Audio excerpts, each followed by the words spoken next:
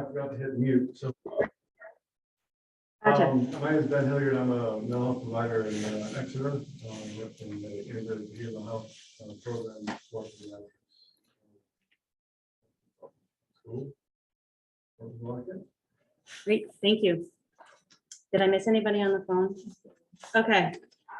All right, so thank you for everybody for doing that. And again, thanks for being flexible as this day has gotten a little weird. So as I was saying before, we're going to reflect on the things that we've talked about before, really with the idea of, are these the key messages that popped out to you as we went through the data?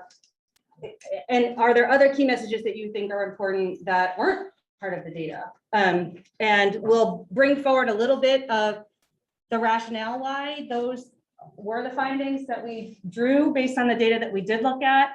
But again, now that we have a little bit of breathing room, really want to focus in on, are these the messages that resonate with you all as, particularly with you all as the ones that are in the field, in topic areas that span the full gamut of the things that we said we wanted to talk about.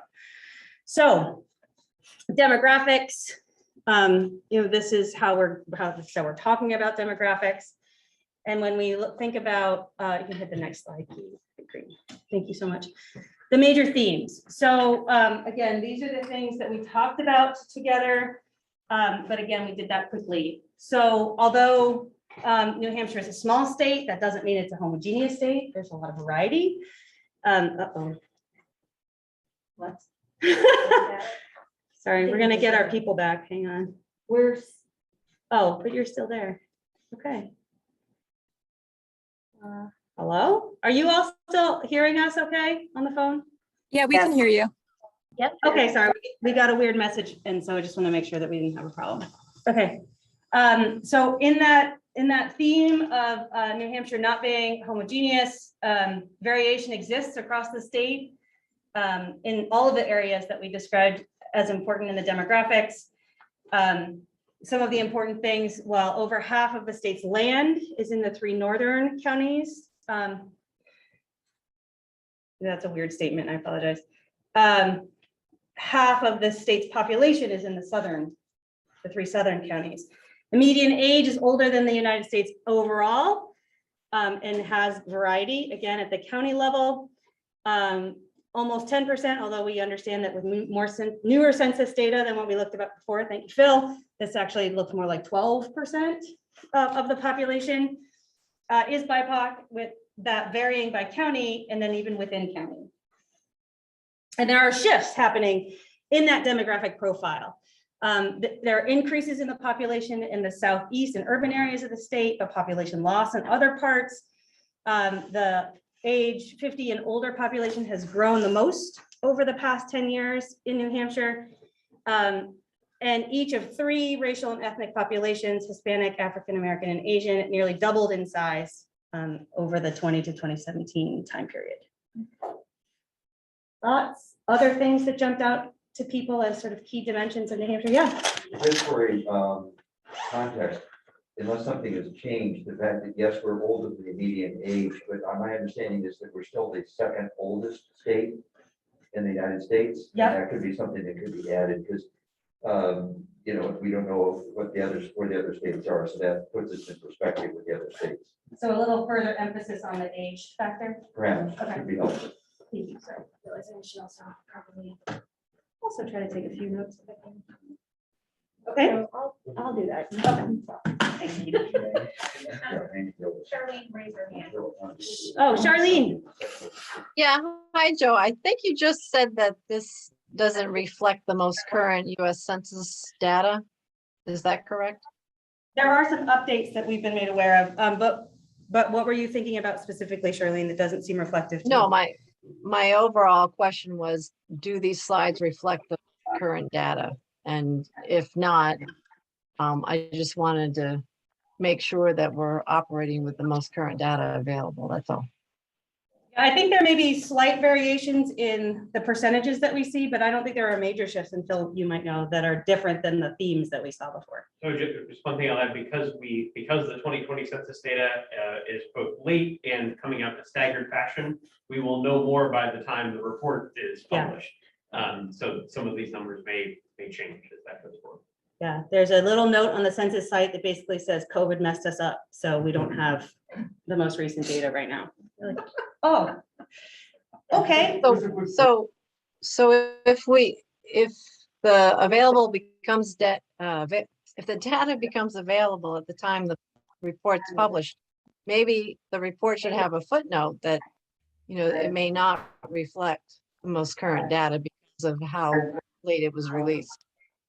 Yep, that's a good idea. Thank you. Or can we make it reflect the most current data? Yeah, we'll try to get the most recent we can at the time we publish it. But it's a little bit of a waiting game with the census right now. Justin, yeah. We, and I apologize for not knowing this, but are we gonna see this data, how it reflects possibly the workforce? And the only reason why I say that is because, with these numbers, as you can expect, New Hampshire being, 65% is rural, and those communities being served by EMS and fire personnel that are older, are about 5% of our workforce in EMS is over the age of retirement and with a median age of 71. So yeah, that was before COVID, and we've had a loss of workforce, so it'd be interesting to see, to run those numbers again, which is my intention, but yeah, as we get older in the state, so does our workforce, especially those that are there to serve. Yeah, that's a really good question, and a really good thought, because obviously, these are domains that we created, but they are all important and interrelated, right? And so we have in another section, we talk about workforce and what that means, and maybe that's a place that we need to bring this conversation into that, to tie these things back together, back in that workforce piece. So I'm going to hold a little bit of that thought to include, I think, in the workforce piece, but to reflect some of that workforce, those workforce needs because of the population demographics that we've seen. Yeah, Phil. And just to reinforce that, I really liked seeing the, not just, the snapshots on this slide, but also over time. Because I think one of the most telling ways that reflect both the demographics and the workforce challenges that may be associated with that is looking at the population of New Hampshire by age cohort, by 5-year age cohort. And you see that there's a very significant portion of New Hampshire's population that is within 10 years of what is traditionally retirement age. So I think that, showing that, especially from the 2020 census numbers updated, again, I haven't seen those updated numbers yet, but would be helpful and something that would be easy to tie back to. That's great. Thanks. Okay. So I asked Hannah to keep an eye on people who are raising their hands, but if it's hard for us to see and hear folks who are raising their hands on Zoom, so please feel free to unmute and speak and insert as you can as well. So we don't want to let anybody go skip. For sure. So if you're on the phone and you have a comment you like to make, don't feel shy about sort of saying, I have a comment on the phone, please, so we can make sure that you're reflected too. Okay. Next slide. So I should have, you all probably don't remember this from back in, April and May and June and prior to that, but for each of these sections, what we're trying to pull together are, what are our major themes? How does that translate into sort of strengths and challenges that we need to be talking about? And again, that will lead sort of to the improvement planning work. And when we have the qualitative piece, reflect for each of the domains what the people told us in our survey. And so there's some reflection of that. That's not part of the demographic section, but that's in the other sections. And then what are the resources that we have to address some of these issues? So that's what we're going to see in each of the sections. So those are our themes. Our strengths and challenges reflect the themes that, the population has changed in its composition differently in different parts of the state, some with growth, some with attrition. That shifting demographic leads to different needs of supports and services. And then the last, really reflecting a little bit on COVID, that migration into the state and maybe to some extent out of the state, we're not certain, what that's going to look like in the long term. Do we get to clap now? So Marie, you have 2 roles. We're excited that you're here for lots of reasons. One reason is that you just put us at the quorum. So that was the real life. Right. Okay. So let's reflect on this slide and the next one, and then let's go back to what we needed to vote on, because we can. Does that sound okay, folks? Okay, I don't want to lose this thread. Okay, Can I just ask, like, that first bullet point, yeah, if I read it? I'm not, it actually says anything. okay. So tied back, like, really, what does that mean? The southern It's part not, looks, it's like so unspecific, okay, that can describe any community anywhere. yep. That's great. I have a question. Yeah, Excuse me, this is Kim. In your looking through the demographics for New Hampshire, did you find information on how many persons with disabilities we have in New Hampshire? And is there any way, if you did, to compare that to past years and what we may have lost or gained? so there is data around that in the data assessment that we did. Are you suggesting, Kim, that you want to be sure that that is reflected in a takeaway or in a strength or challenge? No, I'm just looking for the data, so I'll wait. Thank you. Okay. Yeah, Thanks for this. I agree with the comment, right, that the bullet, the top bullet is pretty unspecific. And I wonder, it's not a strength or a challenge, but if we go back to summary comments about demographics, we are an aging state. We are the second oldest in the country. Is there some benefit to breaking out old into deciles or smaller groups, and therefore being able to say we're aging particularly in the old, you know, or the young old, the people close to retirement, because we've been particularly through COVID, we understand that 60 and over, or 55 and over, Yeah. or 65 and over is all but meaningless.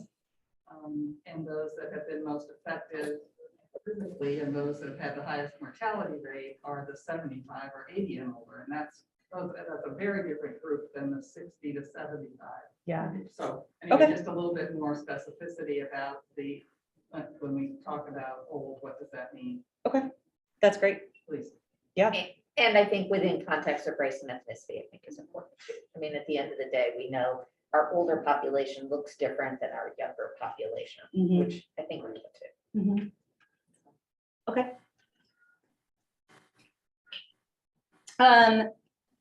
Next slide, there we go. So plans and resources. Again, this is not a place where the plans are only about demographics. These show up in other places too. But did call out the state plan on aging and the strategic plan for early childhood as plans that the state has related to needs of certain demographic groups. There may be others. Again, this is where we're like, these are examples for you all to think about and to trigger you all to tell us what else we're missing. And then from resources, Office of Health Equity, the Bureau of Adult and Elderly Services.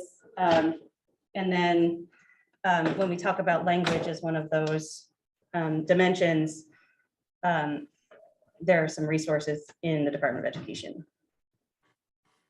Another plan to consider? Yeah. The 10-year mental health plan. Yep, okay.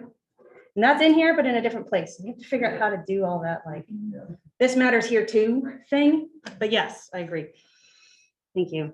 You could tell it's a challenge. It's like weaving, and I don't sew or anything, so I don't know how to weave anything. I'm bad at this. Okay.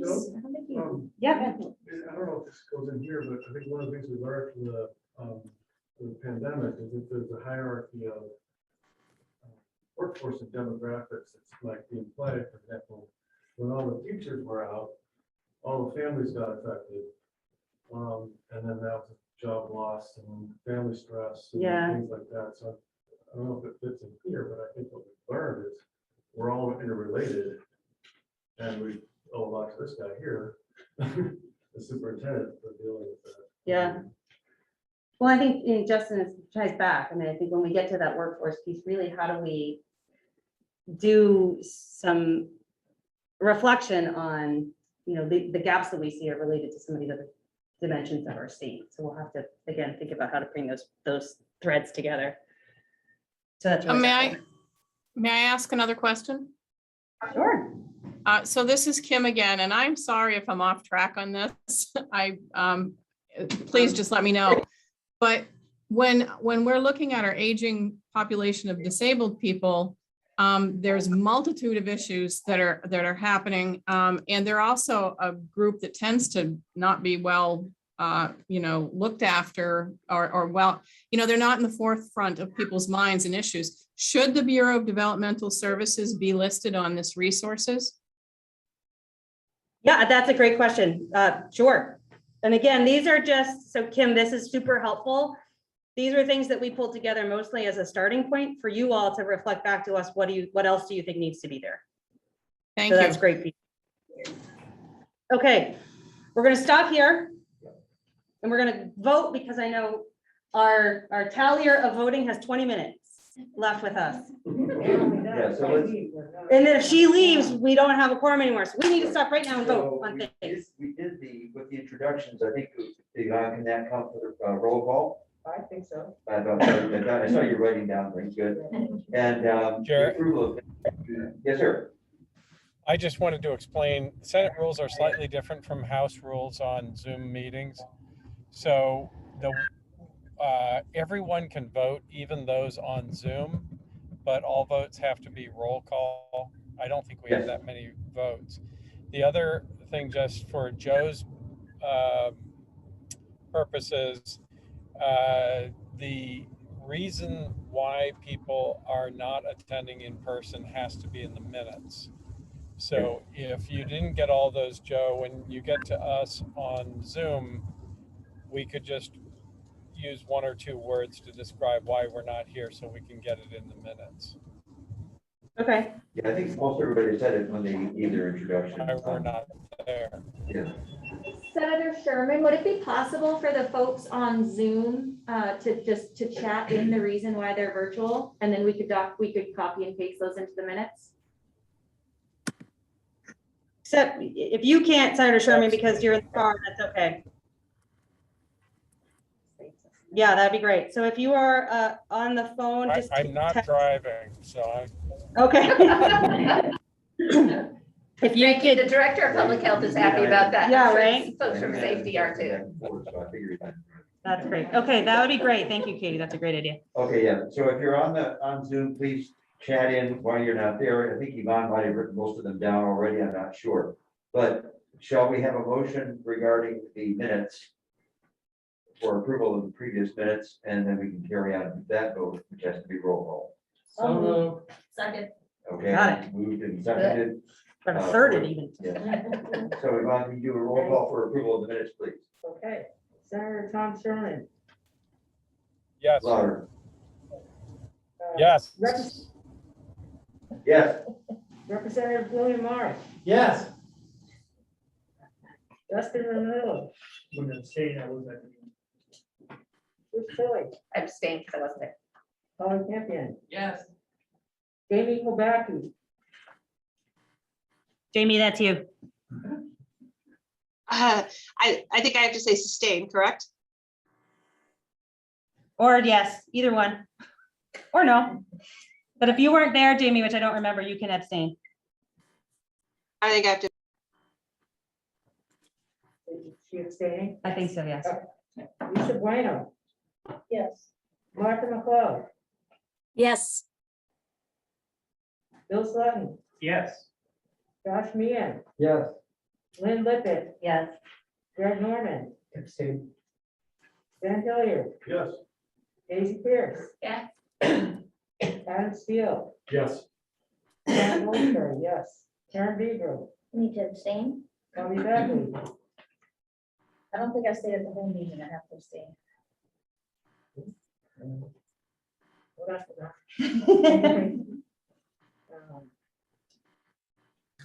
Marie Ramos. Yes. Lou Gossett. Abstain. Charlene Lovett. Abstain. Tim McNamara. Abstain. Margaret Leclerc. Pam Martell, Abstain? Brian Collins, Abstain.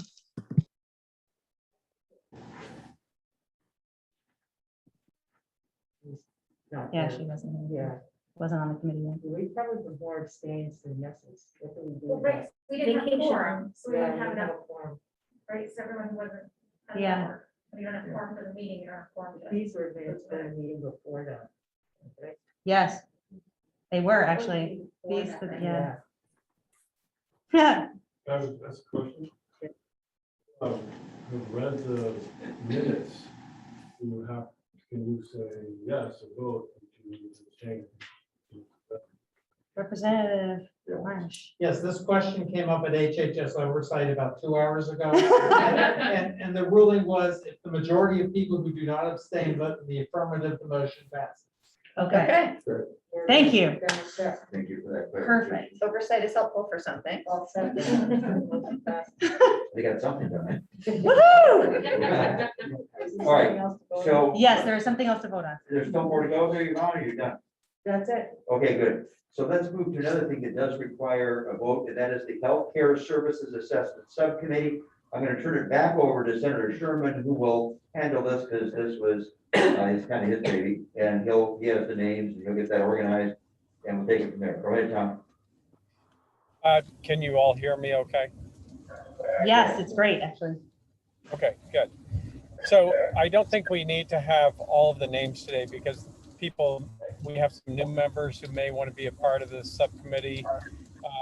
No pressure, but the background on this is that one of the reasons why we were putting SHOSHIP into statute is because I've always wanted to have to create, basically the simplest way to think of it is a map of all healthcare services in the broadest sense of the word across the state and all of the interconnections. This is something Lisa Morris and I think Trish, you and I have talked about it at length, is the idea of understanding everything that's available in sort of 3 dimensions, how they're interconnected, and it'll be a way to look for gaps.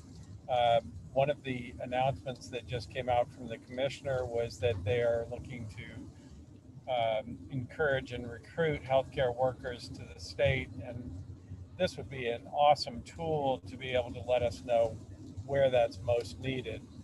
So what we proposed at a prior meeting was the idea of having a subcommittee that would work to build that 3-dimensional map.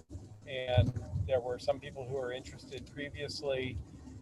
All we need is an affirmative vote from the council that's okay to form that subcommittee.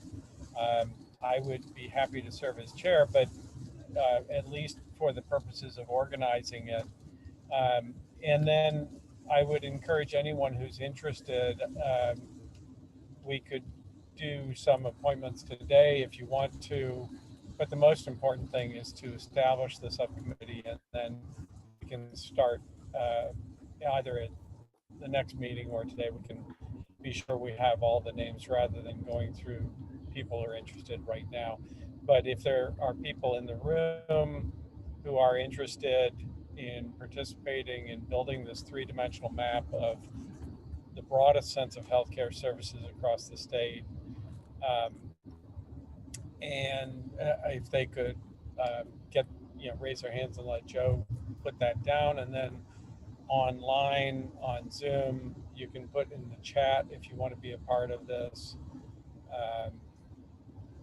But the main thing we need is we need to have an affirmative vote to establish a subcommittee to do this. And I'm happy to answer any questions on the concept and timing and all of that. Are there any questions for Senator Sherman? Yes, Bobby. Yes, Senator, this is Bobby Bagley. Just want to know, how soon would this subcommittee start to meet, and do we know how often? Because that would determine whether or not, I mean, I would love to participate on it, just need to know timing and how often.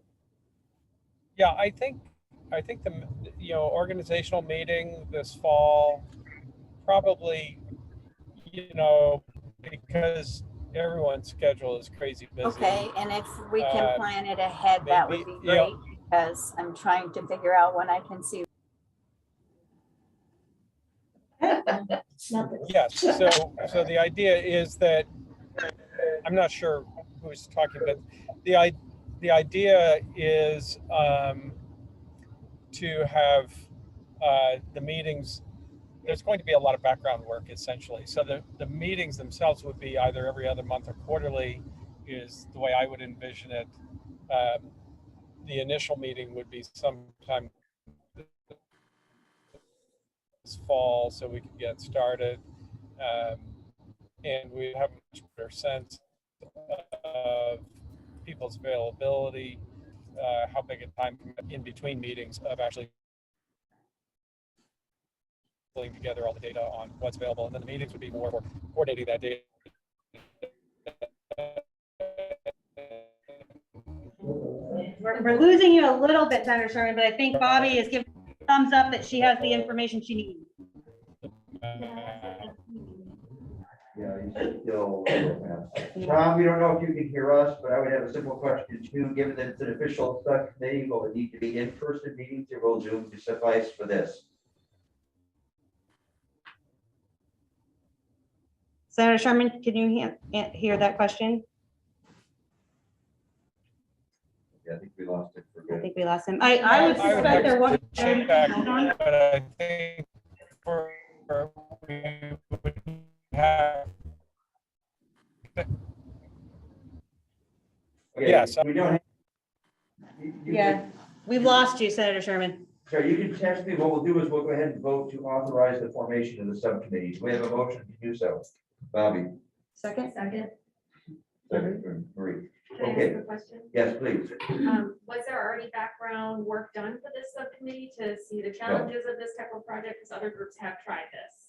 Okay. That was gonna be my question, is that So this when, group will talk about. I Yes. I have a memory of the discussion from June, that there were a few existing efforts Yes, in this line, and I imagine that would be the first yes. order of business. This group has not taken that on. This group has identified that there are groups that have taken it on, and part of their work is to figure out what happened in those Just groups. checking since it Exactly. comes So up we in did a lot of not want to conversations. reduce it. So Yes. that then become up in the previous meeting. Yes, that's as far as we got in those Great. previous meetings. Okay, I Monica? just wanted to be Any other sure. questions? Also, Yes, sir. No, go ahead. I was just gonna, the subcommittee on community engagement was advised that we need to have an in-person meeting requirement, so. Okay, But not everybody has to be there in person. Yeah. right, so- same rules. but then Same you have to rules. have it in Just a physical form. physical location. And it Yes, depends if they're gonna be voting too. Exactly. I mean, if you're really just be a work group without voting, then that's not as then that's critical. us. Correct. And so we could have it where you guys can have the physical location and we then could do a Yes. Zoom or something that could make Yep. it a lot. It'll be easier for people to participate. Yeah, It's really- Well, hello again. Yeah, I'm back, sorry. So I've been listening and I think we do have to have, for official subcommittee meetings, it's going to have to be noticed and it will need to be in-person quorum by Senate rules. And in terms of the question about, has this been tried before? That's a great question. That's part of what the subcommittee, I think, would do first, is to look at any efforts, any previous efforts that have been undertaken to do this. It was something, I don't know if any of you were with me on the STEM grant from, what was that, 2014 or something like that. Lucy Hodder ran it. It was under Governor Hassan. And one of the things that I took away from that is we have this very complex healthcare system in the broadest sense of healthcare, sort of in the Shawship realm of healthcare. And it's very hard to sort it out. And I joke that only Trish Tilley knows everything about it. So we are just going to download Trish's brain into this subcommittee. You don't mind, Trish, right? Can we do It, that? it might need a filter. All right, Dustin, did you have a question? And I then was just you gonna can. be clear. That's how we run our hands at Department of Safety, is the subcommittees have to. Is what? The subcommittees have to follow the same format as the property. Right. But if the subcommittee Right. doesn't really vote, but there's just gonna be a work subcommittee, then we wouldn't always have to have a physical forum Right. on site, because we can communicate by Via Zoom. Zoom. We have to have a physical forum to have a meeting though, so that'll Yeah. work. All right, any other questions before we move on to a vote on? Really, this? really. May I make a comment? Sure. So this is Kim again. The timing of this is very interesting because we're requesting the ARPA funding, the American Rescue Act Plan funding. Part of that go to a local community health profile and community needs assessment. If there are other communities in New Hampshire that are also hoping to use those funds to do such work, it might be a very good time for them to be able to do a lot of work toward this project. That would be great, and that also would be something we could take up at the organizational meeting for the subcommittee. I think there's a lot of synergy, a lot of different pressures being put on having a really good three-dimensional understanding of what we have in New Hampshire and what we still need. We rarely see these edicts come down with money attached that say, this is so public health centric. So I'm hoping to get approval for the ARPA funds, and I think that would be an easy sell. Right. Any other comments? Okay, so the motion is to create the subcommittee. That'll be the Healthcare Services Assessment Subcommittee. The membership indeterminate at this point. So can you do the roll call, Yvonne? Okay, here we go. Senator Tom Sherman. I'll come back. Yes. There it is. Representative Jerry Knert, Yes. Representative William Marsh, Yes. Ann Landry, Yes. Justin Romero, Yes. Rich Tilly, Yes. Holly Campion, Yes. Jamie Hobaki, Jamie Hobecki. Yes. Lisa Bueno, Yes. Martha McLeod, Yes. Lutton, Yes. Josh Meehan, Yes. Lynn Lippett, Yes. Greg Norman, Yes. Ben Hilliard, Yes. David Pierce, Yes. Adam Steele, Yes. Don Goldsberry, yes, Karen Bieber, Yes. Bobby Bagley, Yes. Marie Thomas. Yes. Julie Gossett, Yes. Darlene Levitt, Yes. Tamara. Kim McNamara. Yes. Claire, Yes. Dan Martell, Yes. Collins, Does that mean if it's Brian Collins? Yes. Maggie. Maggie, we're trying to move the owl closer to the group. so. Maggie, did you hear your call? Okay. Just having a hard who's time last? hearing. Okay. Motion passes. Maggie left. Oh, well, that would explain it. Does that mean we don't have a quorum? No. No, the form was only in here. Physical here. Oh, right. That We're was good. it. Mr. Vice Chair. Yeah, we heard you, Jamie. Thank you. Okay. Okay, thank you very much. Okay, we are running quite late on our Shocking. agenda. Because the next is supposed to be the subcommittee on community engagement, starting at 12:15 and 12:27. So let's go ahead with that now, and then we may have to cut short the key findings. We can do that again next time. For sure. Jerry, could you just remind everybody, or I'll remind everybody to please, if you are interested in participating on the subcommittee, to let me know, shoot me an email, or so that we can have our first meeting. Okay, you all got that. Go ahead. I'll keep this short. Subcommittee on community engagement. I'm getting closer to the owl so that everyone could hear. Subcommittee on, there we go, community engagement has been actively meeting throughout the summer. We've identified key groups where we'll be starting to actually go out and do community input sessions. Part of that was a decision also to compensate those who attend the meetings, understanding that many of these identified groups and populations tend to also have difficulties from a financial standpoint to contribute this time. And so we've had already groups around the state that have contributed funds or will be contributing funds to help pay for gift cards for the recipients. And we have now identified a total of how many groups that we're going to start getting in touch with, Katie? We have two, at least for the 5 priority groups, we have at least 2 organizations with direct contacts, warm contacts with subcommittee members. So the goal is over the next couple of months to take advantage of the current more lenient opportunities of engaging in a face-to-face session. And our hope is that we can be placed within already established meetings within these organizations so as not to create additional burden for the community members that we will be engaging with.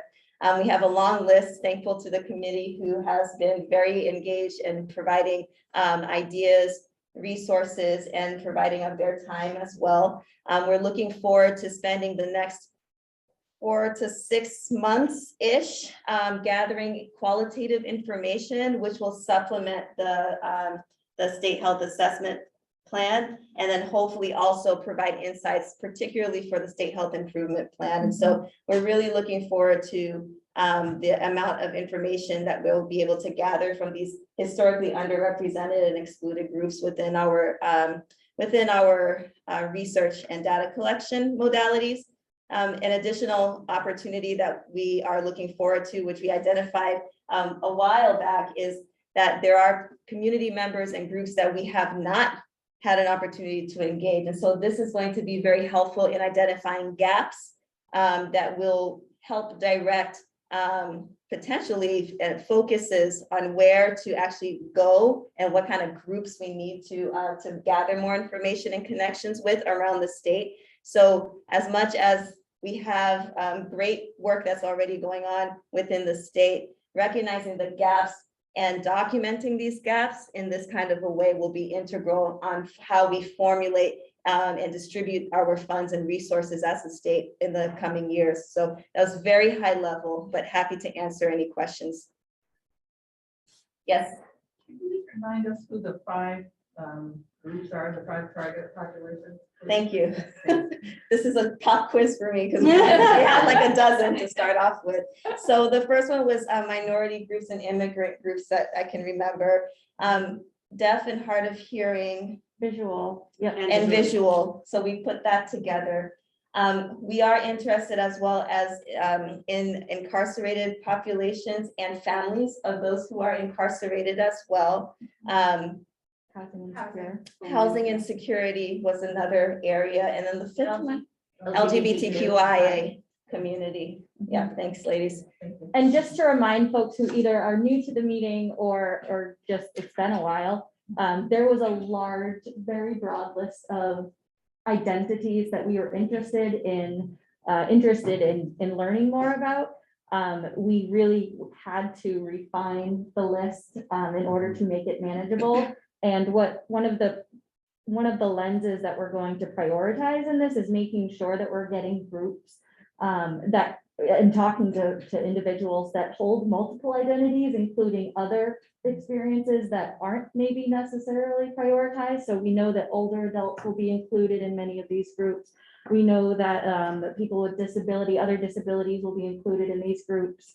Substance use, behavioral use disorder, chronic conditions. So we are very mindful of that kind of cross-tabbing of identities that we want to capture, but I just wanted to name that because it was a really deliberative and thoughtful process to narrow down to these groups. So, and we'll also have available certified interpreters at each of these sessions as well, so that we can make sure that we're adequately conveying information and receiving information in a way that's most effective for these groups and populations. Again, This is an opportunity for us to see trends, for us to see areas of potential further research and further information gathering. And so we're hoping that within the spectrum of these 5 groups, we can get some insight, and then that can motivate further investigation and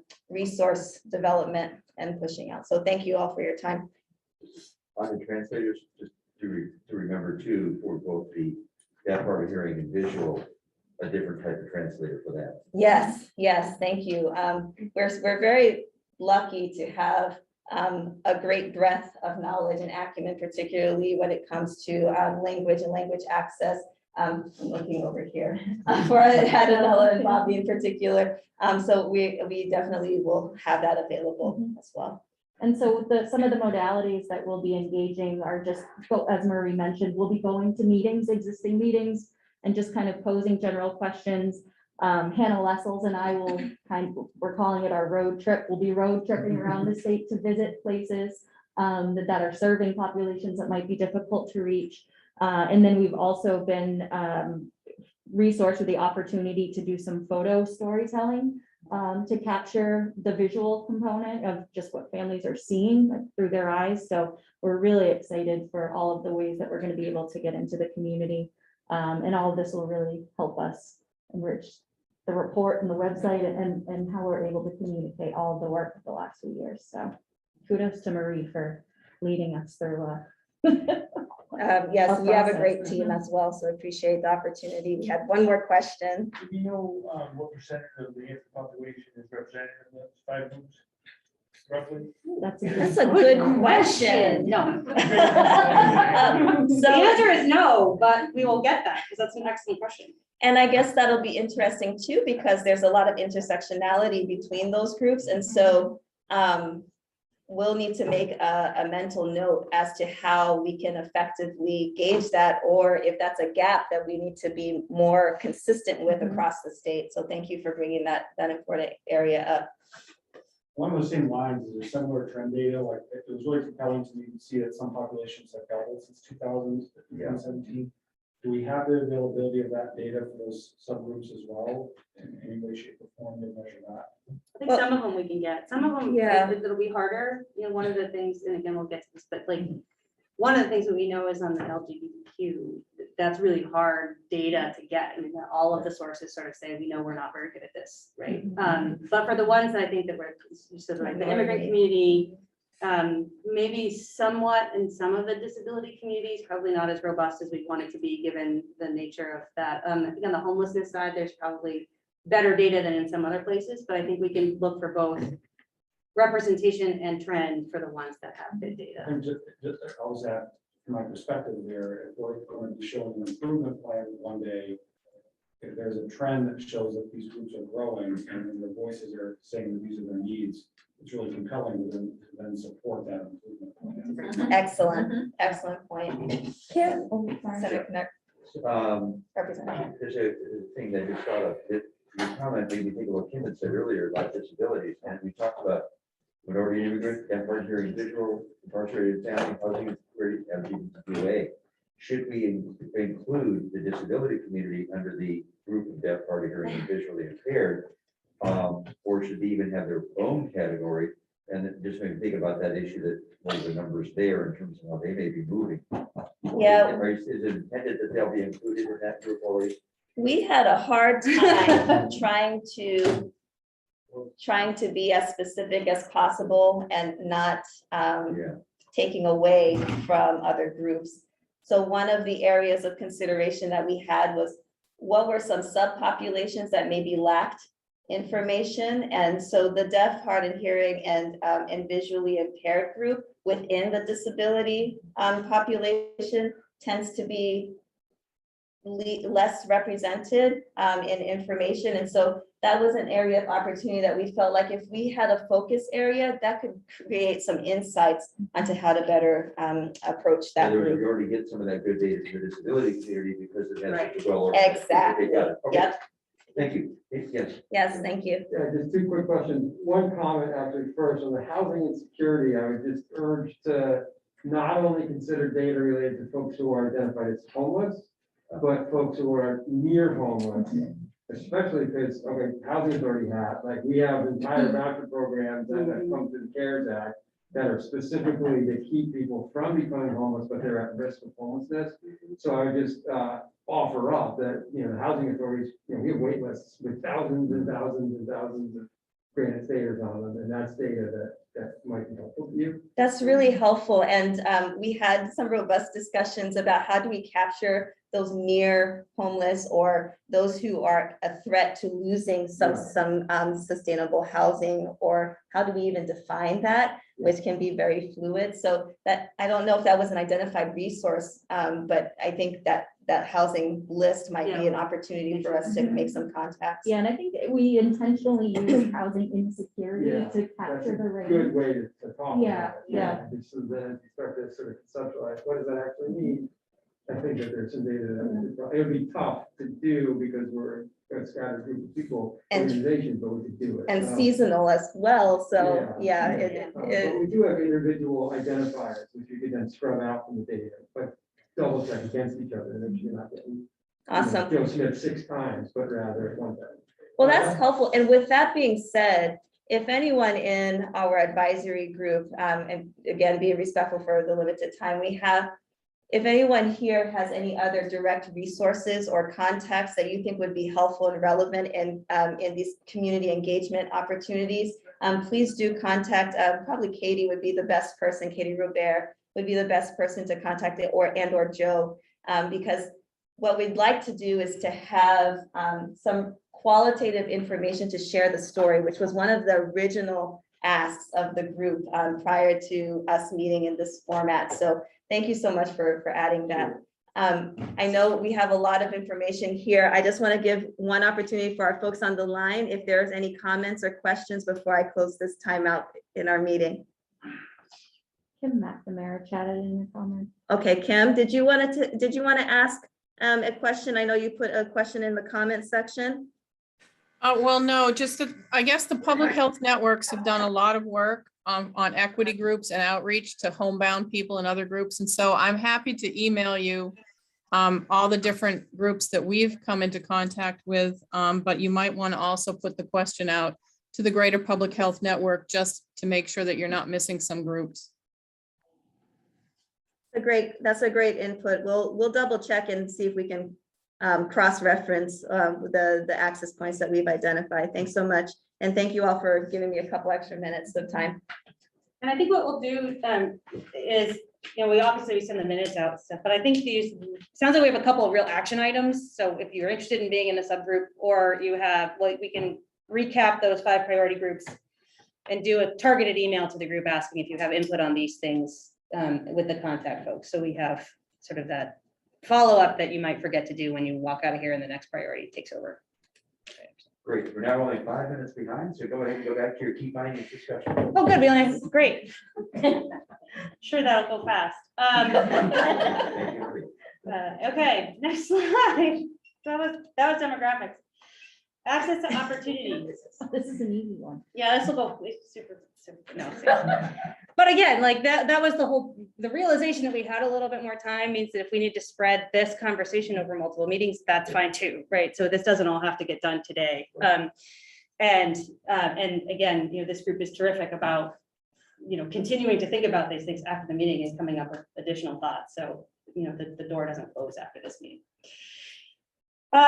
Okay, so the access to opportunity, are the key factors that enable the achievement of our vision as we've described it, often referred to as the social determinants of health. In the education, the things that we had targeted conversations around education, computer and internet access, income, employment, which I think Justin and Ben and others have talked about, which we should weave in a little bit. Poverty, food insecurity, housing. Next slide. So what are some of the major themes? This was hard to do. Overall, New Hampshire does better than the US overall. And that's too many overalls in one sentence. And many social determinants. However, there are subpopulations that don't have the same positive outcomes as the state overall. Overall, again, well-educated, although there are variations in that in geographic and demographic groups.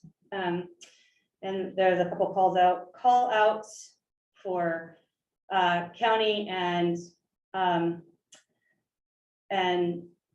Hispanic and Latino experiences on the education side. Income, again, high at the state level, but overall, the percentage of people living at the federal poverty level is higher than the state average in many places, including in the northern counties. Call out that, you know, probably a terrific understatement, but housing availability and affordability are particularly important in New Hampshire. We talked a lot about that. And we also talked about, you know, while most of the state has some metric that indicates that there's computer access, we also know that there's a general lack of broadband in certain places as well. Yeah. Just a minor point, but in Sure. in the second bullet, when you had the Brown information there, the first sentence talks about those who don't graduate and gives numbers. The second one gives those who have. Sticking with either those who have or those who don't Less makes confusing. consistency, that makes it easier to understand. Does beams make sense? Yeah. This is probably maybe a broad question, but in terms of the aegis of our potential improvement plan, if housing availability and affordability are discovered to be a problem and challenge we clearly have, and anyone who tries to buy real estate right now, certainly. But with this, will we be able to make recommendations about things that affect statutes or regulations outside of our particular bounds? I guess what I'm asking is if it's determined that housing and affordability and availability is related to zoning statutes, for example, does this group have the ability to make recommendations about those types of things? I'm not saying I think that's the case, or I'm just thinking out loud about our potential future improvement plan. Yeah, I'll answer, you know, for me, and then I'll let Trish answer too. You know, I think that the goal of having a group of folks as broad reaching as this one was to say nothing's out of bounds, right? And if the solution is outside of where our normal, you know, thinking of purview might be when we think about public health, that's not just okay, that was intentional. That's what I would answer, Trish. No, that's absolutely the right response. I think, again, we have an opportunity to weigh in on some things that are traditionally in that public health box. And we may also look for solutions within that box, but if the solutions are glaringly obvious outside the box, we certainly can make comment on that. Again, we have a group of incredibly smart 40 plus people with a wide range of experience, and we want to use that. I think we could make a comment. We have to realize that our credibility, if we start getting Going off too into far. saying, we think housing is an issue, but we think it's because of zoning, our credibility will not be as good because that's not what we spent a lot of time on. So we can make the comments, but we have to be prepared for being challenged on a conclusion like that. Fair point. But I'm sorry, I didn't realize you guys had hands up. Yeah, Representative Marsh. Yeah, the last bullet point, I think we should add that some of those areas lacking access have been targeted by ARPA funds. For instance, 2 of the 7 towns I represent have recently have projects that come on board. So it's not like this is unknown and not being worked on. We need to Right, sort of right. recognize In that. fact, it's being specifically addressed with targeted funds that have recently become available to the state. That's great. Yes. Josh. Just going back to housing, for obvious reasons, I think, you know, it is a deterrent of health, right? We know this, so housing is clearly something, in my view, that this group ought to be calling attention to, because it's, right, because we know it, if you have a place to live, you're gonna be healthier than if you don't. With respect to what level of granularity we get on the public policy side, I understand what you're saying. I think there is some low hanging fruit that this group ought to be thinking about. That is, you know, funding on the funding side and regulatory side. Side, that's maybe not controversial. It's like, that's your step right in mind. We start talking about zoning. So, And I would just say, at the end of the day, in that improvement plan, there will and clearly be some policy fixes that I think folks in this room will want to address. But there's going to be a whole host of other lowercase p policies and practices and recommendations that are also really helpful. So, you know, as I said, undoubtedly, there will be things that some of the legislators in this room may want to take action on, but in terms of the plan is really for everybody. And for us Yeah. to all to be able to look at it and be able to move those levers within our own constructs and our own boxes.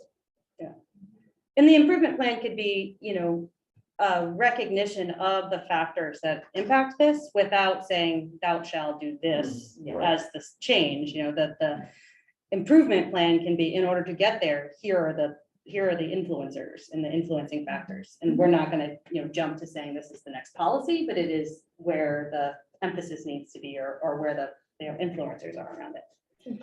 So Joe, as a follow-up to that, couldn't the group, because we've already passed the window of opportunity on the House side for LSRs, but it's coming up in the Senate. But couldn't the group, based on some of these themes, bring to the Senate's attention that LSR is dealing with housing that will improve housing availability, affordability, or other higher priority themes? Couldn't we craft a memo that says, you know, this group is in support of legislative action that would address these issues during this legislative session? Well, we have, the next thing on the agenda is suggestions for legislative needs. But the question is, I think, are we far enough along in this process to give concrete suggestions yet? Or are we really looking for bills that'll be coming forth in 2023 instead? So we'll talk about that in just a few minutes. Right. Okay, and the other comment I had about the last bullet was, it's not just about access to broadband.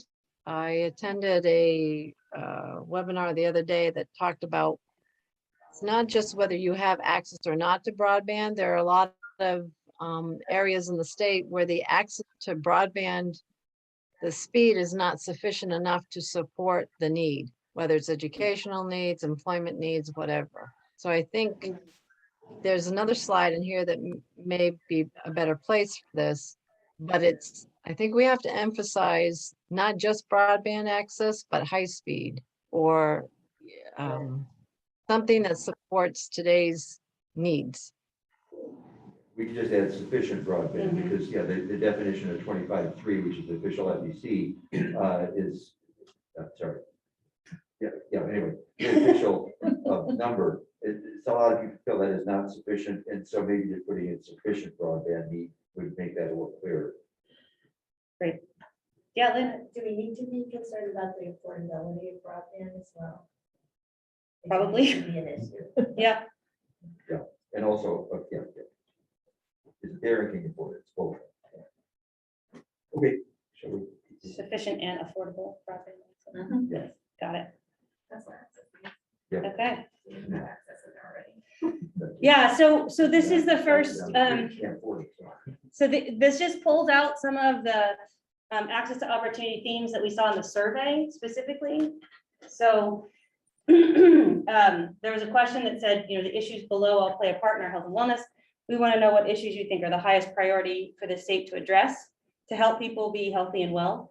And just wanted to call out that, you know, among those issues, again, amongst the people who were in the survey, the priority issues were education, child abuse and neglect, cost of health and health insurance, access to good jobs, access to mental health services. The things that were lowest were access to worship or other faith gatherings, access to volunteer opportunities, and too much construction. So anybody is welcome to reflect on that. Does tie back to sort of some of the themes that we saw as the major issues. So it wasn't terribly surprising, but it's always interesting to make sure that we confirm what we think with what people said. Was housing one of those 27 issues or not? Because it's interesting, it's not represented, but that may be a sampling error too. Yeah, it could be a little bit of a sampling error, and it could be in the issue that it's getting worse. So this point in time might look different than the next point in time. But yeah. It was one of the 27. I believe there was affordable housing was part of that 27 list. And it's a little bit of selection bias too. You know, the folks who are answering this are folks who have access to a computer, web-based, Right. Yeah. you know. Yeah. So when we hear which again is one of the reasons why we have some of this qualitative of selected groups, because we sort of recognize that selection bias is against the people that probably have the worst experience on the housing side, because they're not going to be in this population. Jamie made a comment in the chat that we should consider breaking out the data with with Manchester and Nashua, pulling them out of the Hillsborough County data. I think we did that for a lot of the tables, so we can do that on the themes too. And Kim suggested that DCYF should also be on a resource list. So I'll add that kind of note. for that. All right, great. Holly. I can't remember whether transportation was on the list of 27 issues or not. It comes up a lot in our work with older. Definitely was. Adults who probably aren't answering the survey. So I think it was, interestingly, I don't think it rose to the top here. The percentage of people who had difficulty with access to transportation, which is a different question.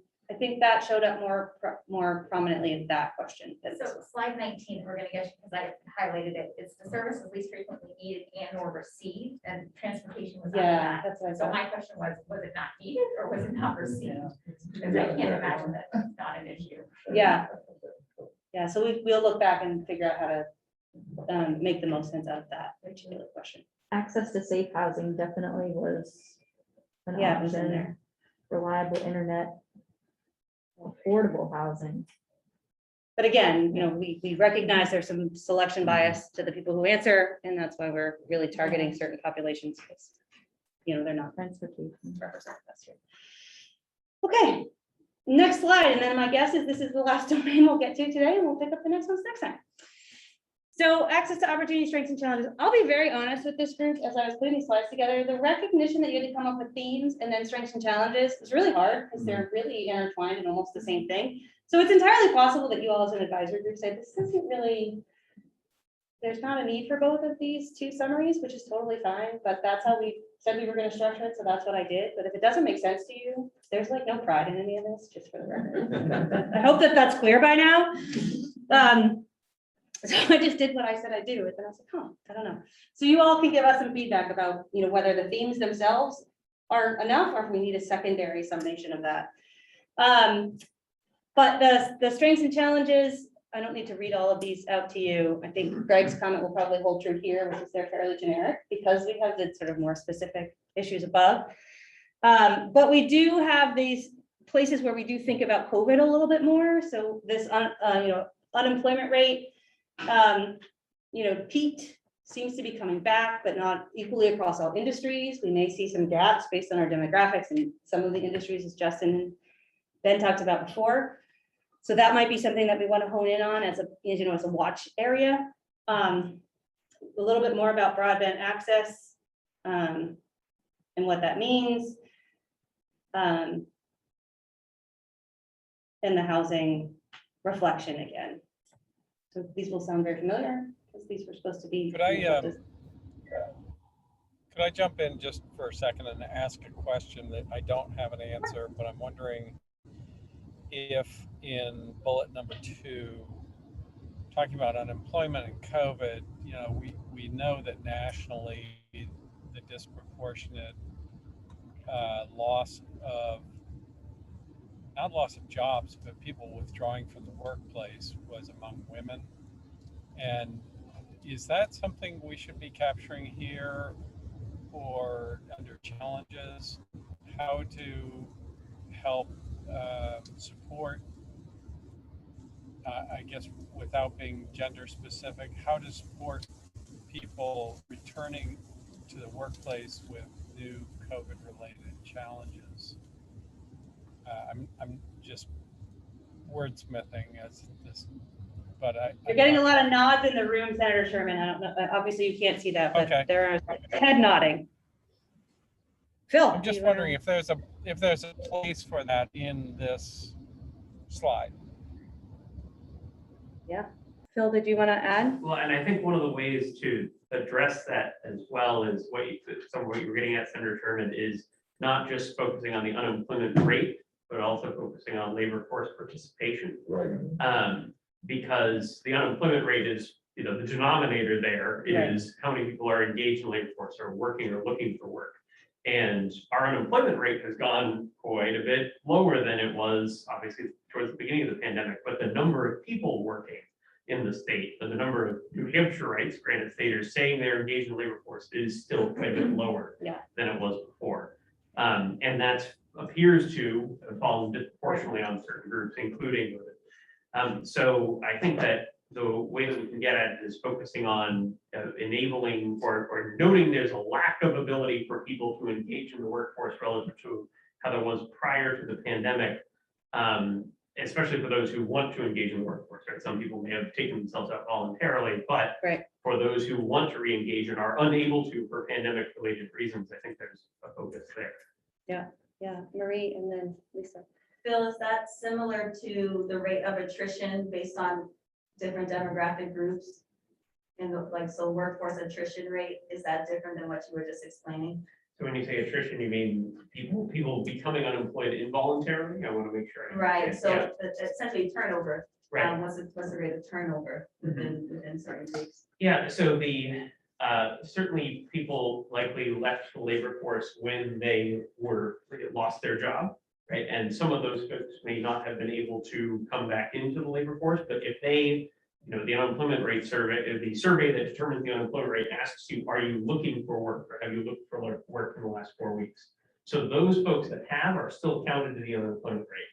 So if someone has experienced turnover, right, someone's lost the job, but when the survey calls them and they say, yes, I've looked in the last 4 weeks, then they're counted in the unemployment rate. But it's the people who haven't looked in the last 4 weeks, or who's saying, I'm not going to be looking for work for another couple months, or I haven't looked for a couple months because they have childcare duties or because they're caring for an older adult who might otherwise be in a facility or an institutional setting. Or they've retired, right? We maybe a person who was already in retirement age or near it and who has now taken themselves out of the workforce. Those folks aren't counted in the unemployment rate, right? So making sure that those folks are included in our calculus of what does working in New Hampshire look like now for people relative to prior to the pandemic. You also want to think about what's the labor force participation rate? How many people are engaged in the labor force? Did that answer your question? It did, thank you. Yeah, Phil, and I'll jump in just one more time, but you bring, first of all, that's right on target from what I was bringing up, but you also make me think of a question that I don't know if I've ever seen it on any survey is, if conditions were different, would you want to return to the workforce? In other words, if you had childcare, if you had somebody to take care of your elderly parent, if you had, whatever that blank is, if I had blank, I would love to be back in the workforce, especially in a state that is, that has so many workforce needs. I would love to know how many people feel that way and what that blank is. And Senator Sherman, I think the closest that comes to mind, that's in a repeated fashion that we can measure is in that same survey of unemployment. It's not as much of a positive question as to would you like to go back, but there's various measures of how attached are you to the labor force. So how long has it been since you worked or since you looked for a job? And are you, trying to measure, are you a discouraged worker? Are you permanently out of the labor force? So there are a couple of different measures of the unemployment rate, if you will. We're talking about the official one, but there are other ones that are measured in the same survey that could get to some of that answer. But the answer of, what is your barrier to access? The survey does ask some of those questions. Like we've seen childcare, for example, be one of those responses in that same survey. But it's not quite as positive as you framed it, but there are ways to get at it with this survey that aren't always broken out on a monthly basis for New Hampshire, unfortunately, but you can dig a little bit deeper into the data and see. Phil, do you know if the employment security data, that question specifically around childcare, that was not just a point in time during the pandemic? Is that a continued question? Can we see that trend over time? I believe that is a continued question that we can see over time. I don't know that we have enough data on a month-to-month basis in New Hampshire to be able to do it, but for like quarters or annually, I think we would be able to. I'm not positive on that, but that's my understanding. Thank you. Yep, you're welcome. Lisa? So actually, some of my questions were answered, but I did want to just note that I think that that's a very volatile area right now. And you see businesses closing or cutting back hours only because they can't hire people. And that is going to have a big impact down the road. So I don't know what we can look at for that, but Yeah. And another item that's come up certainly anecdotally and is in many news is the fact that people are retiring early from some high stress, pandemic, high stress areas, whether it's education or healthcare, and or changing career paths. Yeah. Do we have any way of tracking changing careers or job category? For instance, the temporary nurse staffing agencies, travel agencies are offering up to $7,000 a week for ICU nurses for a 13-week contract. That just as a sign of desperation in that field. So when someone files an unemployment claim, they do provide information about which industry they came from, right, what they lost their job from. There would be a way that you could track over time where those shifts in employment are based on the industry. I don't think that the survey that measures the unemployment rate asks if you are looking for a career switch. I haven't seen any data around that. But there are other surveys that are more one-off surveys that do ask that sort of question. And it's been a little while since I've seen one, but I know that that question has been asked. It's just a question whether it's asked systemically over time. Again, thinking about what the next state health improvement plan or state health assessment might say. But in terms of a pandemic specific environment, hopefully it will pass, right? But the pandemic specific environment, there have been at least one-off surveys that have asked that question. Yeah, I'm not sure there's a data system for it, but there are some places where you get glimpses. Greg, did you? I don't want to interrupt this conversation. It's slightly different. The unemployment, or the survey you're speaking about, that's still going to capture those that either left willfully or somewhere else, or those that retired, though, correct? I mean, I think that's the number that I'm extremely scared about, because this year was the first year we saw a reduction of in EMS, and I can only imagine it's in healthcare and fire, but we lose people every year, but we gain enough to maintain about 5,500 EMS providers. And this year we lost 250. And there's a bunch of reasons for it, but it's almost, why did you retire? Because you were able to retire. And then the second question I would have to that person is, would you have stayed if we weren't in a pandemic? But I think we'd be able to gather, what people would say, or what were they going into for work? But those numbers are just extremely scary to see. Yeah. And the current population survey, which is what measures the unemployment rate each month, New Hampshire Employment Security can break that down by age group, and it does ask, are you engaged in the labor force or not? So for example, the 65 to 74 age group, their workforce participation rate is much lower than the 55 to 64 age group. It would go from about 80% to about 30%. But you can measure that over time. Those data, New Hampshire Employment Security does have those data. So that at least answers some of the question there. Anybody on the phone on the labor workforce side before we shift to Greg's question? It's all yours. Okay. So I'm pondering this question of how to present this. So when you're presenting these slides about strengths and challenges, are you envisioning this being framed as text within some eventual report or on a website? Yes. And is the purpose for this so you're going to present a flood of information? Right? That we are. And then you're saying like, really, you should, among this flood of information, Focus here. focus here. Yeah. So I would change the strengths and challenges and just say, focus on these issues. Yeah. And Does that feel different to you than the takeaways? I guess that's the thing that I'm struggling with. They feel very redundant. It feels different to me, like I can make it. Focus is more of an action. Okay, here's an action you can take, rather than a takeaway is, oh, I'll personally think about this more. Okay, that's helpful. And then adding one example. So, Yeah, so being able to say, like, the impact of COVID on our ability to hire a healthcare workforce Right. to care for people in our state bring that data up. is in this statement, even if, I mean, go look at it in the data, but like, Yeah. we're noticing that, like, just one example. Okay, that's Um, super helpful. You know, broadband, lack of broadband in some part of the state impacts our ability to do something. Yeah, yeah, that's really helpful. Like Kids the, that- you know, yeah. the percentage of kids that weren't able to access. Yeah, yeah, that's a good point. That's great. That's super helpful. Thank you. Lisa, and then. The other thing I had thought of before was not just about the cost of healthcare and health insurance, but the access to it, especially for the elderly. You know, there just aren't enough people to provide the services that folks need, especially when they want to stay in their homes. Great. Yes, Representative Kennard, are you gonna move us on, or are you?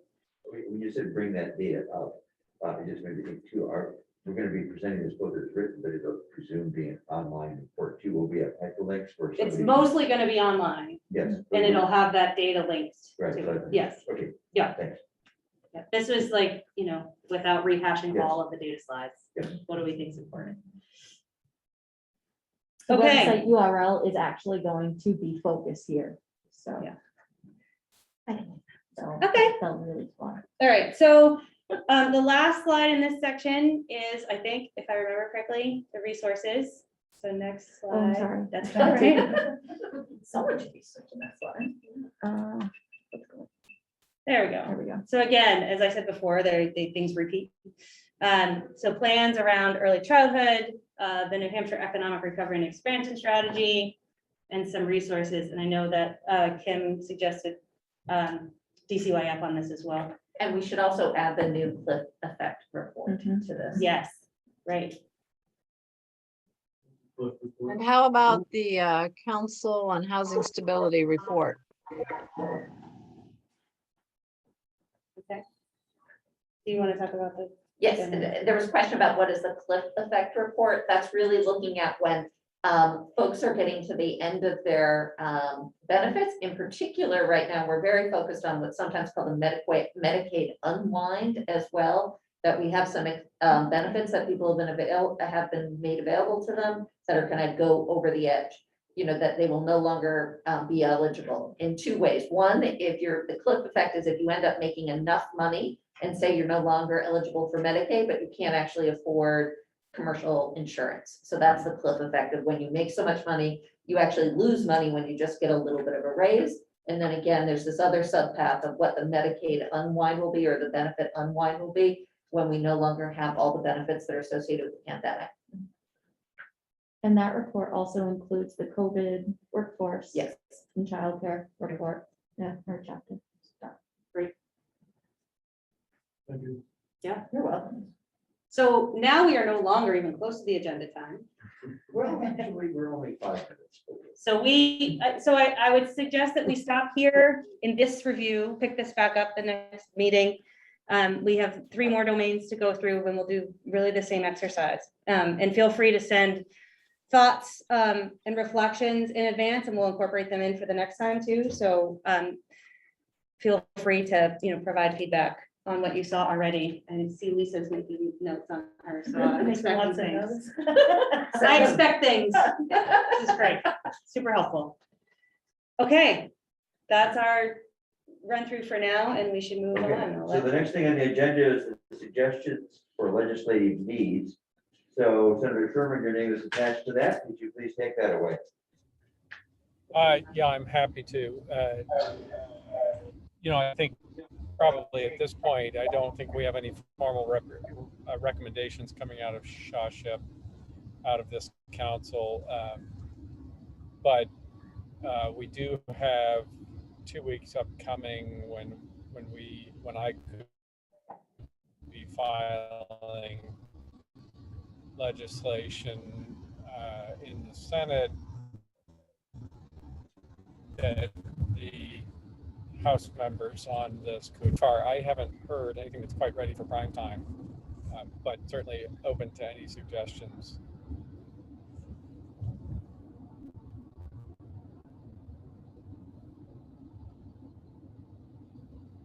I think again, that's part of the agenda we established because we wanted to be sure that given where we are in the legislative activity calendar, that if there is something this group wanted to bring forward, you had an opportunity to vet it. I think as Senator Sherman said, maybe a little early still for this group to have formulated those things, but. I have something, Senator Sherman, Sure, go ahead. and that is, I believe Senator Rosenwald is going to submit the LSR, but the New Hampshire Lead Paint Hazard Mediation Fund that was established some time ago with $3 million. It's a loan fund. It's been so well received by families in the state who are trying to address lead hazards in their home that there's needs to be an effort to replenish that loan fund, because it is estimated that it may get down to about zero by the end of the calendar year, but it makes all of the difference in the ability for families to complete the actions they need to take in their home to remove the lead hazards. So I don't know if that is something that this group wants to endorse that action, or if you want to be a co-sponsor with Senator Rosenwald. I don't know how you want to go about it, or the group wants to go about it, but I did want to bring it to the group's attention that childhood lead poisoning is very much on the radar, and that loan fund has been well received, but it's been depleted and it needs to be replenished.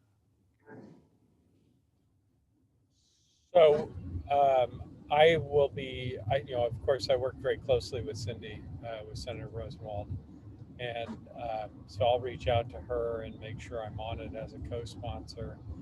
I think what we were thinking of more on the legislative side here is sort of the mechanics of SHASHIP, rather than advocating for any specific. In other words, Tom, you were speaking of what things might need to be modified in the SHASHIP statute. Yes.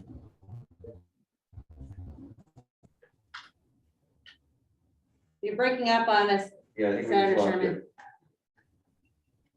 I did not understand that that was what you meant by that.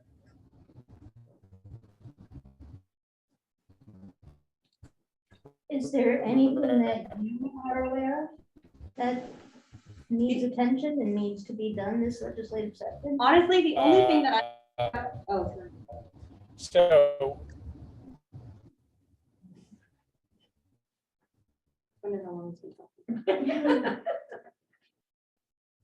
yeah, I'm Sal. Go ahead. Tom, try turning off your video. That might give you ability. Yeah, it's actually off. So You're better now. yeah. So all I would say is this: is if Jerry, since you're there in person, if there are any SHASHIP concerns that need to be addressed in terms of the workings and mechanics of the council legislatively, if you can get a sense of that. It sounds like there aren't, but that's really what I was wanting to address. And I think as we move forward, there may be some legislation like there was last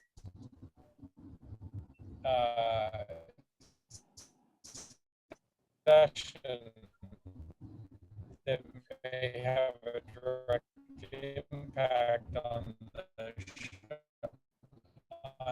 SHASHIP. And I think once we know what's being filed in the House and Senate, clearly we'll have a better sense of how we can respond as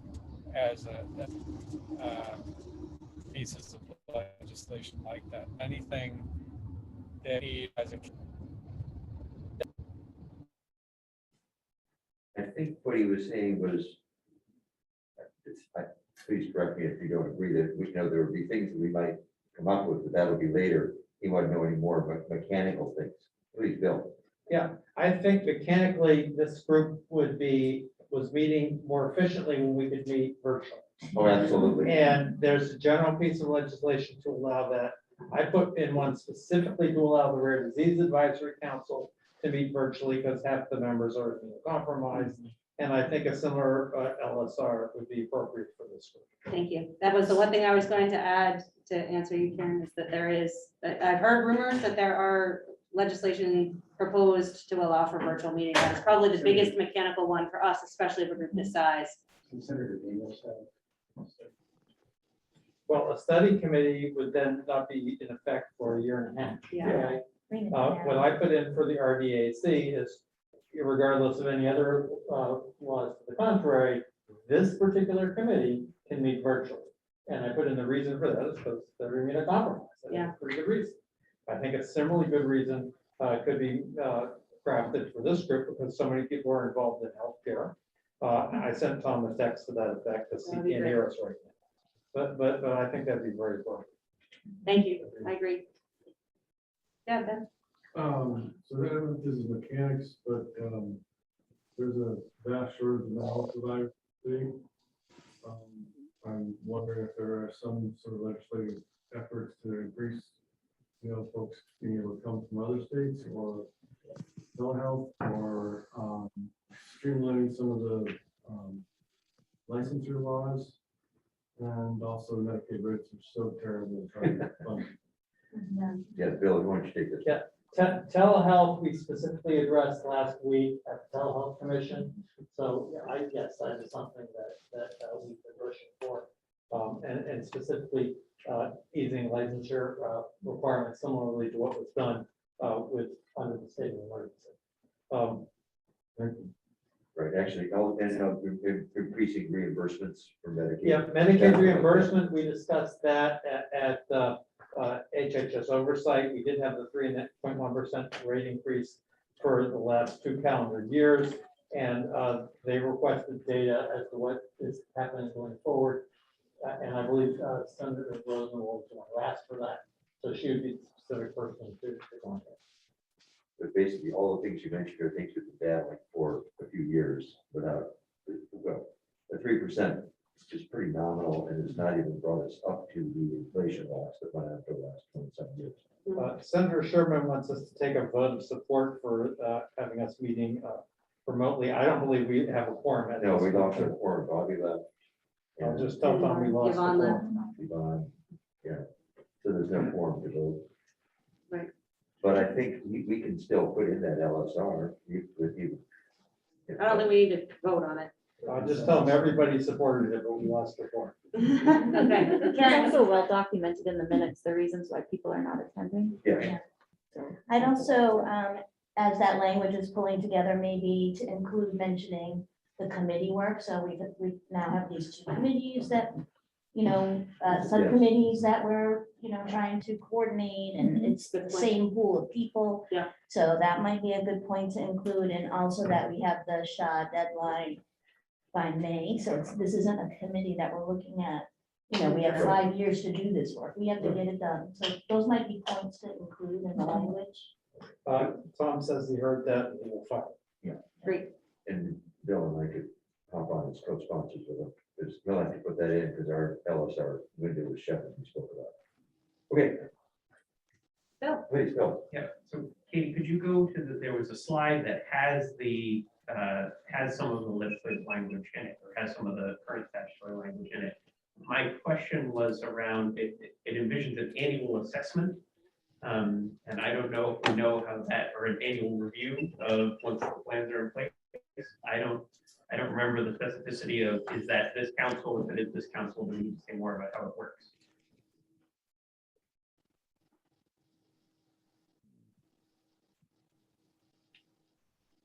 And it could be the answer, yes and no, right? It is this council. We don't have to say how it works in the statute. But Well, I'm thinking about other things. It just says the plan has to be reviewed, but that would be the commissioner to review it. I think the question would be whether we would be involved. I don't recall now, are we disbanded at the end of our report? I don't. No, Okay, good. So there's not an endpoint. there's not a point to the group. I think your point, Phil, is, I'm not sure. I mean, obviously you can read it however you want to read it to say, is this a commissioner authority as the rest of it is to review? And so I guess that was my question, is that it's not as specific as it could be if we wanted it to be more specific in statute.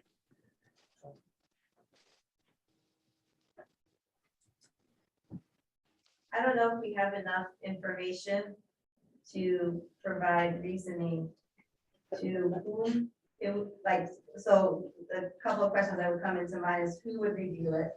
And does that entity have longevity within our current structure, and will they still be present in the coming years if we're looking to have, you know, longevity as a group? So I worry, I would want to have some more discussion and exploration about what are some potential unintended consequences if we specify too much within the statutes. Yeah, because actually, as it is, it's the commissioner who develops the plan. We are consulting. We give consultation to them. And so their review, likewise, I think they could involve us, they might not, but I think you're right. We don't want to micromanage it too much. Temporarily. Now, we are just about coming up to the end, and we do need to have time for public comment. So if somebody has a burning comment, let's go with it. If not, let's move on up to public comment. Okay, does anybody from the public have any comments they would like to make? Either online or here. Is anybody here who's not a member? Yes? No comments? Okay. Just here for the fun, okay. Good. Anybody online who is a member of the public who would like to ask a question? I don't think we have anyone online. Just speak up because we can't see you. I don't think there's anyone, All right. there's any public In members that case, we online. do have 4 or 5 more minutes. So are there any other thoughts about the legislative needs? We can circle back. Bill. Yeah, Tom sent a text. He wants people to specifically email him their specific concerns, so he can work on it offline. Yes. I have a question for this group that's not, so it's kind of alternate public comment, but it's not specific to the shop shift. There's just too much of a knowledge base here to pass up. And that is on the 10-digit dialing starting October 24th.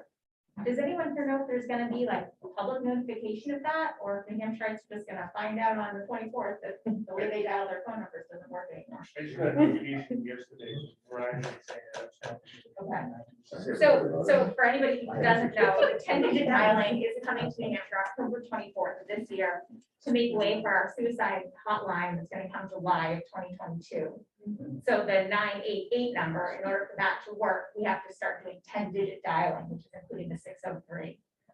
So it's happening October 24th, but like I just found out about yesterday. So for those who may not use social media extensively, and I only have to because of my job, there are campaigns online about it. Okay. In social media. So I believe the HHS has put out some pieces of information. That may not be the demographic that they're most concerned about. Yeah, perhaps. It has been out there. I just want to say I did see it there. That's how I learned about it, but yeah. I do want to say that the messages are coming in English only, so everybody that does not read English, they will not know what's going on. So we do need to do something about it. However, when someone dials using 7 digits, they'll immediately get a message from their phone carrier saying that. Yes. It's not as if Right. there won't be a just-in-time notification. That's convenient. Right. But it'll be in English. Correct.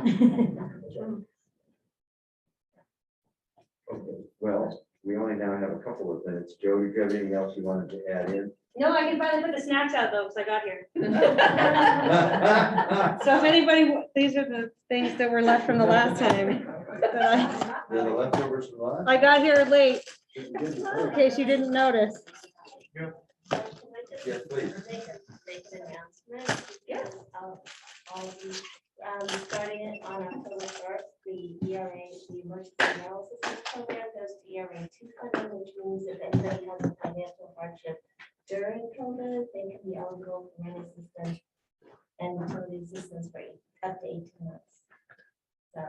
if you're working with people who may need assistance, or housing instability or anything else, send them to the CAP agency. Thank you all very much for tolerating the incessant emails and the please RSVP notes that came directly to some people. It was so great to be able to get through those 2 voting things that we've been trying to do for months. Okay, so do we have a motion to adjourn? Second.